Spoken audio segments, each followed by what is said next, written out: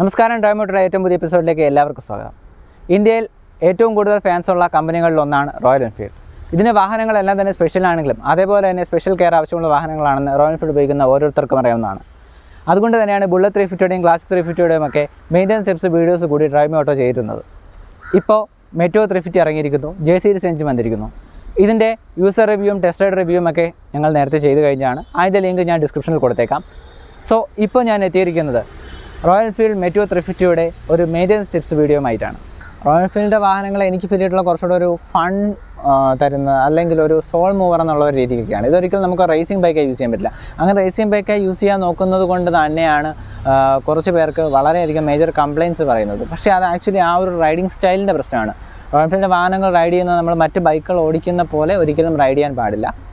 ഈ വണ്ടിയിൽ കുറച്ചുകൂടെ കെയർ ആവശ്യമുണ്ട്. അതേപോലെ തന്നെ ഇത് റൈഡ് ചെയ്യുന്ന സ്റ്റൈല് തന്നെ ഡിഫറെൻ്റ് ആണ് ആക്ച്വലി. ഇപ്പോൾ നമ്മൾ ഒരു ദിവസം രാവിലെ ഉറക്കം എണീക്കുന്നത് പോലെയാണ് റോയൽ എൻഫീൽഡിൻ്റെ വണ്ടി ഉപയോഗിക്കേണ്ടത്. ഫോർ എക്സാമ്പിൾ, നമ്മൾ ഒരു ദിവസം കട്ടിൽ നിന്ന് ചാടി എണീറ്റ് ഒറ്റ ഓട്ടമൊന്നും വയ്ക്കില്ല, പകരം കുറച്ച് ലേസി ആയിട്ടാണ് രാവിലെ എണീക്കുന്നത്. അതേപോലെ തന്നെയാണ് ഇതിലും ശ്രദ്ധിക്കേണ്ടത്. വണ്ടി ഇനിഷ്യൽ സ്റ്റാർട്ടിങ്ങിന് ശേഷം സ്റ്റാർട്ട് ചെയ്ത് ഒരു 30 സെക്കൻഡ്സ് ഐഡിലായിട്ട് വയ്ക്കാൻ ശ്രദ്ധിക്കുക. അങ്ങനെ വച്ച് വണ്ടി ജസ്റ്റ് ഒന്ന് എല്ലായിടത്തും ഓയിലൊക്കെ ഒന്ന് ഓടി വണ്ടി ഒന്ന് ഹീറ്റായി ഒന്ന് റെഡിയായതിന് ശേഷം മാത്രമേ വണ്ടി ഫസ്റ്റ് ഗിയർ എടുക്കാൻ പാടുള്ളൂ. ഇനി വണ്ടി ഫസ്റ്റ് ഗിയർ എടുത്തതിന് ശേഷവും കുറച്ച് സ്മൂത്ത് ആയിട്ടുള്ള ഷിഫ്റ്റുകളാണ് വണ്ടിക്ക് ആവശ്യം. അതേപോലെ തന്നെ ഹൈ ത്രോട്ടിലൊന്നും കൊടുക്കാതെ വളരെ മിനിമലായിട്ട് ത്രോട്ടിലോട്ട് പോകുന്നതാണ് ആവശ്യം. ഇതിൻ്റെ അർത്ഥം റോയൽ എൻഫീൽഡിൻ്റെ വണ്ടി ഒരിക്കലും സ്പീഡ് എടുക്കാൻ പാടില്ല എന്നല്ല. ഇപ്പോഴത്തെ മെറ്റോറൊക്കെ നമുക്ക് നല്ല സ്പീഡിൽ പോകാം. 80-90 വണ്ടി കൂളായിട്ട് ഓടിക്കാൻ പറ്റുന്ന വാഹനമാണ്. പക്ഷേ 110 കടന്ന് പോകാതിരിക്കുന്നതാണ് നല്ലത്. യൂസർ മാനുവലിൽ പോലും അത് പറഞ്ഞിട്ടുള്ള കാര്യമാണ്. അപ്പോൾ കാരണം ഒരു ഹൈ സ്പീഡ്, ഞാൻ പറഞ്ഞല്ലോ, റേസിംഗ് ബൈക്ക് അല്ല, പക്ഷേ സ്പീഡ് എടുക്കാം. സ്പീഡ് എടുക്കുന്നത് എങ്ങനെയെന്ന് പറയുമ്പോൾ, ഇപ്പോൾ ആദ്യം നമ്മൾ റൈഡ് ചെയ്യുന്ന സമയത്ത് ഇനിഷ്യലി തന്നെ ത്രോട്ടിൽ കൊടുത്ത് ഫുൾ റെഡ് ലൈൻ ചെയ്ത് എടുക്കാതിരിക്കുന്നതാണ് വണ്ടിക്ക് എപ്പോഴും നല്ലത്. സോ ഫസ്റ്റ് ഓഫ് ഓൾ ആദ്യം കുറച്ച് ദൂരത്തേക്ക് വണ്ടി ഒന്ന് സെറ്റായി വരുന്നത് വരെ നമ്മൾ സ്റ്റാർട്ട് ചെയ്യാൻ എടുത്ത ഒരു ക്ഷമ അപ്പോഴും കൂടി കീപ്പ് ചെയ്യുന്നത് നല്ല കാര്യമായിരിക്കും. ഫോർ എക്സാമ്പിൾ, നമ്മൾ ഫസ്റ്റ് ടു സെക്കൻഡ് എത്തുമ്പോഴത്തേക്ക് സെക്കൻഡ് ഗിയറിൽ ഇടുമ്പോഴത്തേക്ക് നമ്മളൊരു 20 കഴിയുമ്പോഴത്തേക്ക് സെക്കൻഡ് ഇടുക, അതിന് 30 കഴിയുമ്പോഴത്തേക്ക് തേർഡ് ഇടുക, 40 കഴിയുമ്പോഴത്തേക്ക് ഫോർത്ത് ഇടുക. പക്ഷേ 50 ഗിയറിന് മാത്രം 50 കഴിയുമ്പോഴല്ല, ഒരു 55-ന് ശേഷം ഒരു 60 അടുപ്പിച്ചാണ് ഇടേണ്ടത്. ഒരു ക്ലാസിക് യൂസ് ചെയ്തിട്ടുള്ള ഒരു വ്യക്തിയാണ് നിങ്ങൾ എന്നുണ്ടെങ്കിൽ നിങ്ങൾ കുറച്ചുകൂടെ ഈസി ആയിരിക്കും. കാരണം യൂസ് ചെയ്യുന്ന ക്ലാസിക്കിൻ്റെ ഗിയർ ഷിഫ്റ്റിംഗ് രീതി പോലെ തന്നെയാണ് ഇപ്പോൾ ഈ മെറ്റോ 350ൻ്റെ ഗിയറിലും. ഇനി വണ്ടി സ്റ്റാർട്ട് ചെയ്യുന്നത് എങ്ങനെ എന്ന് ഞാനൊന്ന് കാണിച്ചു തരാം. അതും വളരെ ശ്രദ്ധിക്കേണ്ട ഒരു കാര്യം തന്നെയാണ്. മെറ്റോ 350 മാത്രമല്ല, റോയൽ എൻഫീൽഡിൻ്റെ ഏതൊരു വാഹനവും സ്റ്റാർട്ട് ചെയ്യാൻ നേരത്ത് ആക്സിലേറ്റർ അഥവാ ത്രോട്ടിൽ നമ്മൾ ഒട്ടും തന്നെ കൊടുക്കാൻ പാടില്ല. മെറ്റോർ എങ്ങനെ സ്റ്റാർട്ട് ചെയ്യുമെന്ന് നോക്കാം. ഫസ്റ്റ് ഓഫ് ഓൾ നമ്മൾ കീ ഓൺ ചെയ്തു. അതിനുശേഷം ഇഗ്നിഷൻ ഓൺ ചെയ്യുകയാണ്. ഇത് എഞ്ചിൻ കൂൾ സ്വിച്ച് എന്ന് പറയുന്നത് ഇതാണ്. ഇഗ്നിഷൻ ഓൺ ചെയ്യുന്ന സമയത്ത് ഒരു ഹമ്മിങ് സൗണ്ട് കേൾക്കാം. ഈ ഹമ്മിങ് സൗണ്ട് കേട്ട് നിന്നതിന് ശേഷം മാത്രം ക്ലച്ച് പിടിച്ചുകൊണ്ട് വണ്ടി ന്യൂട്രലാണ് എന്ന് ഉറപ്പ് വരുത്തിയതിന് ശേഷം എന്നെ കത്തുന്നുണ്ട്, നമ്മൾ സ്റ്റാർട്ട് ചെയ്യുന്നു. സോ ഇങ്ങനെയാണ് ഒരു മെറ്റിയോർ ഏറ്റവും സേഫായി സ്റ്റാർട്ട് ചെയ്യേണ്ട ഒരു രീതി. പലരും ഹമ്മിങ് സൗണ്ടൊന്നും കേൾക്കാതെ സ്റ്റാർട്ട് ചെയ്യുന്നതാണ്. അതേപോലെ തന്നെ ന്യൂട്രൽ ഇട്ടുകൊണ്ട് സ്റ്റാർട്ട് ചെയ്യുന്നതിന് പകരം ഗിയറിലിട്ടൊക്കെ സ്റ്റാർട്ട് ചെയ്യുന്നത് കാണാറുണ്ട്. അങ്ങനെയൊന്നും ചെയ്യാതിരിക്കുന്നതാണ് വണ്ടിയുടെ ലൈഫിന് ഏറ്റവും നല്ലത്.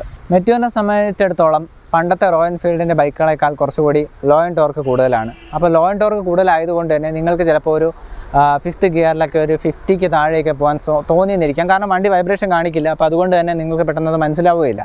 പക്ഷേ ഒരിക്കലും 50-ക്ക് താഴെ 5th ഗിയറിലും അതേപോലെ തന്നെ ഒരു 40-ക്ക് താഴെ 4th ഗിയറിൽ, അങ്ങനെ ഞാൻ ഈ പറഞ്ഞ അങ്ങോട്ട് ഷിഫ്റ്റ് ചെയ്യുന്ന പോലെ തന്നെ തിരിച്ചും ഒരിക്കലും പോകാതിരിക്കാൻ ശ്രദ്ധിക്കുക. 20-ൽ തന്നെ ഇപ്പോൾ സെക്കൻഡ് ഗിയർ ഇടണമെന്നില്ല. കുറച്ചുകൂടെ നിങ്ങൾക്ക് റെഡ് ലൈനിൽ എത്തിക്കാതെ കുറച്ചുകൂടെ നിങ്ങൾക്ക് വേണമെങ്കിൽ ത്രോട്ടിൽ കൊടുത്ത് മാറാം. പക്ഷേ അങ്ങനെ മാറാതിരിക്കുന്നതാണ് വണ്ടിക്ക് ഏറ്റവും നല്ലത്. കാരണം ഇതൊരു റേസിംഗ് ബൈക്ക് അല്ല എന്നുള്ളതാണ് മറ്റൊരു കാര്യം. പക്ഷേ ഈ വണ്ടി സ്പീഡ് എടുക്കേണ്ടത് എങ്ങനെയെന്ന് ചോദിച്ചു കഴിഞ്ഞാൽ, നമ്മളിപ്പം ഇനിഷ്യലി ഒരു 1st to 3rd ഗിയറൊക്കെ ഒന്ന് മര്യാദയ്ക്ക് ഓടിച്ചതിന് ശേഷം 4th തൊട്ട് കുറച്ചുകൂടെ സ്പീഡ് എടുത്ത് പോയാൽ വണ്ടിക്ക് വലിയ ദോഷമൊന്നുമില്ല. പക്ഷേ ആദ്യം ഇനിഷ്യലി കൊണ്ടിട്ട് നമ്മൾ ത്രോട്ടിൽ കൊടുക്കുക. ഇപ്പം നമ്മളൊരു മിക്കവാറും ട്രാഫിക്കുകളിൽ നിന്ന് വാഹനങ്ങൾ എടുത്ത് പോകുമ്പോൾ ശ്രദ്ധിക്കാൻ, റോയൽ എൻഫീൽഡിൻ്റെ വണ്ടികൾ മുമ്പേ കയറി പോകുന്നുണ്ട്. വണ്ടി കയറി പോകും ശരിയാണ്, പക്ഷേ അതൊക്കെയാണ് വണ്ടിയുടെ സ്പ്രോക്കറ്റിനെയും ചെയിനിനെയൊക്കെ ഏറ്റവും കൂടുതൽ ഡാമേജ് വരുത്തുന്ന കാര്യം. പിന്നെ അതേപോലെ തന്നെ ഡാമേജ് വരുത്തുന്ന വേറെ ഒന്നാണ് ഈ ലോ ആൻഡ് ടോർക്ക് ടെസ്റ്റ് ചെയ്യാനായിട്ട് കൂടുതലായിട്ട് പിടിക്കുക. കാരണം ഇപ്പോൾ 5ാമത്തെ ഗിയറിൽ ഒരിക്കലും 30 കിലോമീറ്റർ സ്പീഡിൽ പോകാൻ പാടില്ല. പക്ഷേ അങ്ങനെ പലരും വല്ലാത്തൊരു സൗണ്ട് കേൾപ്പിച്ച് വണ്ടി കൊണ്ടുപോകാറുണ്ട്. പക്ഷേ അങ്ങനെയൊന്നും പോകാതിരിക്കുന്നതാണ് വണ്ടിക്ക് സേഫ്. അത് ചിലപ്പോൾ അറിയാത്തത് കൊണ്ടായിരിക്കും. ഇതൊക്കെ ശ്രദ്ധിച്ചാൽ തന്നെ അത്യാവശ്യം ഡാമേജുകളിൽ നിന്ന് നിങ്ങൾക്ക് രക്ഷപ്പെടാവുന്നതാണ്. ഇനി ശ്രദ്ധിക്കേണ്ട മറ്റൊരു കാര്യമാണ് ഓയിൽ ചേഞ്ച് ചെയ്യുന്നതിൻ്റെ frequency. First 500 kilometre or 45 days ആണ് പറയുന്നത്. അത് കറക്റ്റ് നിങ്ങൾ സർവീസ് ചെയ്യുക. അതിനുശേഷം ഓരോന്നും ഒരു 5000 കിലോമീറ്റേഴ്സിലാണ് ചേഞ്ച് ചെയ്യേണ്ടത്.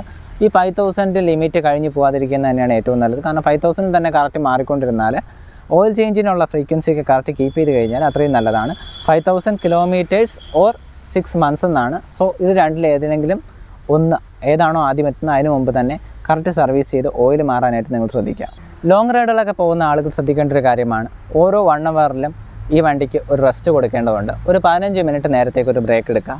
അത് വണ്ടിക്കും വളരെ നല്ലതാണ്, അതേപോലെ നമുക്കും വളരെ നല്ലതാണ്. വണ്ടി നല്ല കംഫർട്ടബിളാണ്, നമുക്കിരുന്ന് പോകാനൊക്കെ കൊള്ളാം, എല്ലാം ശരിയാണ്. പക്ഷേ എങ്കിലും ഒരു 1 hour ബ്രേക്ക് എടുക്കുന്നത് നമ്മുടെ ഹെൽത്തിനും അതേപോലെ വണ്ടിയുടെ ഹെൽത്തിനും നല്ലതാണ്.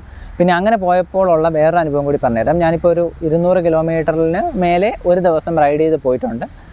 അങ്ങനെ പോയപ്പോൾ എനിക്ക് ഫീൽ ചെയ്തൊരു കാര്യം, NH കൂടെയാണ്, ഹൈവേയിലൂടെ പോയതാണ്. അപ്പോൾ അതുകൊണ്ട് തന്നെ വണ്ടി അത്യാവശ്യം സ്പീഡിൽ പോയി. ആ സമയത്ത് വണ്ടിയുടെ എഞ്ചിൻ ഹീറ്റിംഗ് ഇഷ്യൂ ഒന്നും ഉണ്ടായിരുന്നില്ല. ഹീറ്റിംഗ് ഇഷ്യൂ ആയിട്ട് പറയാനില്ല, ബിക്കോസ് ഹിമാലയൻ്റെ ഹീറ്റിങ്ങിൻ്റെ അത്ര ഹീറ്റിംഗ് ഒന്നുമില്ല. പക്ഷേ എങ്കിലും പഴയ UC എഞ്ചിൻ ക്ലാസിക് യൂസ് ചെയ്തിരുന്നതിൽ നിന്നും എനിക്ക് വ്യത്യസ്തമായി തോന്നി. കാരണം അതിൽ നിന്നും കുറച്ചുകൂടി ഹീറ്റ് ഈ വണ്ടിക്കുണ്ട്.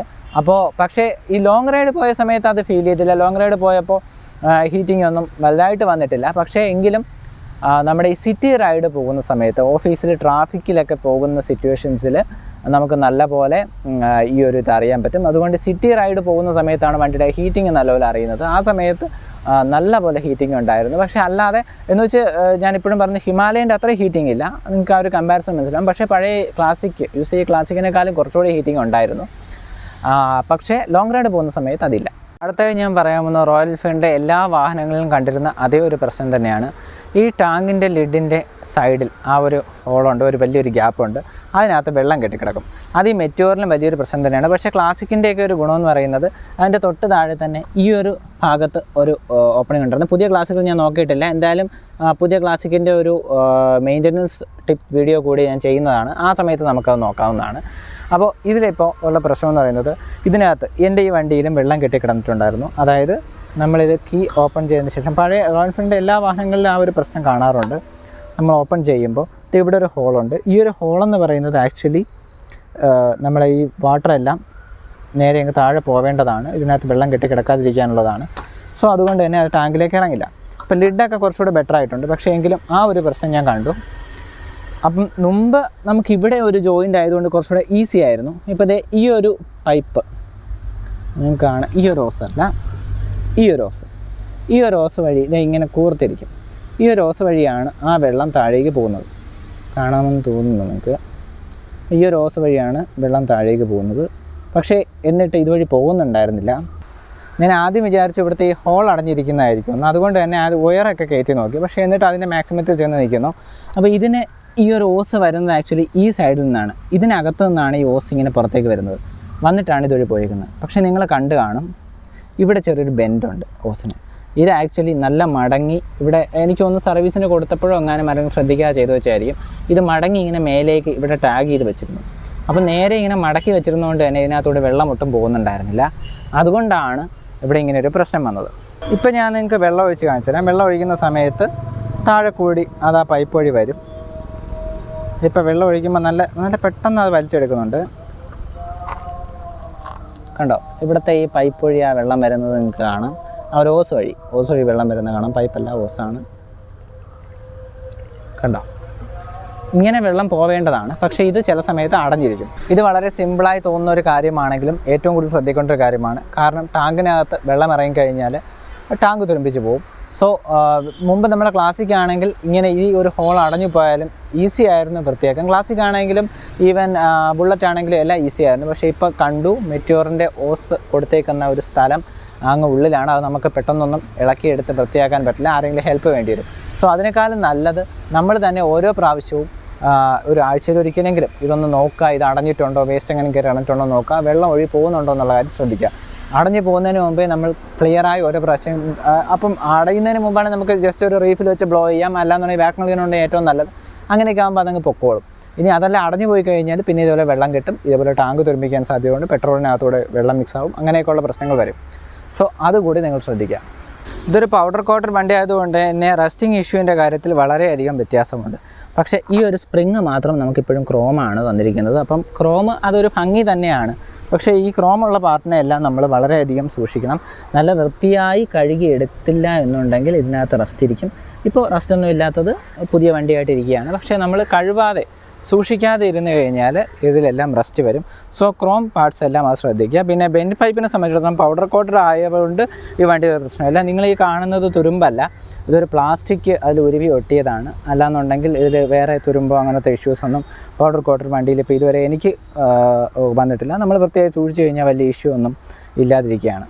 ഇനി ഈ വണ്ടിയുടെ വില എത്രയാണെന്നുള്ളതും അതേപോലെ തന്നെ സർവീസ് കോസ്റ്റ് ഓരോന്നിലും എത്രയൊക്കെ വരുമെന്നുള്ളതും ആ ക്ലാസിക് 350 വേഴ്സസ് മെറ്റിയോർ 350 എന്ന് പറയുന്നത്, അതായത് രണ്ടും ജെ സീരീസ് എഞ്ചിൻ വന്നതിന് ശേഷമുള്ളതിൻ്റെ ഒരു വീഡിയോ നമ്മൾ ചെയ്തിട്ടുണ്ടായിരുന്നു. അതിൻ്റെ ലിങ്ക് ഞാൻ ഡിസ്ക്രിപ്ഷനിൽ കൊടുത്തേക്കാം. അതിനകത്ത് ക്ലിയറായിട്ട് വണ്ടികളുടെ വില, ഓരോ വേരിയൻറ്റിനുള്ള വിലയും അതേപോലെ തന്നെ ഓരോ സർവീസിനുള്ള രണ്ട് വണ്ടീനും വ്യത്യാസമുള്ള കോസ്റ്റുകളും പറഞ്ഞിട്ടുണ്ട്. സോ ആ ഒരു വീഡിയോ കണ്ടാൽ മതിയാവും. സോ മെറ്റിയോർ 350യുടെ ഒരു മെയിൻ്റനൻസ് ടിപ്പ് വീഡിയോ ഇവിടെ പൂർണ്ണമാവുകയാണ്. നിങ്ങൾക്ക് വളരെയധികം ക്ലിയറായ കാര്യങ്ങൾ മനസ്സിലായെന്നും വളരെ ഉപയോഗപ്രദമായി എന്നും ഞാൻ പ്രതീക്ഷിക്കുന്നു. ഇനി നമുക്ക് ക്ലാസിക് 350യുടെ ഒരു മെയിൻ്റനൻസ് ടിപ്പ് വീഡിയോ വരുന്നുണ്ട്. പക്ഷേ അതിന് മുമ്പായിട്ട് ക്ലാസിക് 350 ഇപ്പോൾ റെഡി ആയിരിപ്പുണ്ട് നമുക്കൊരു യൂസർ റിവ്യൂവിന് വേണ്ടിയിട്ട്.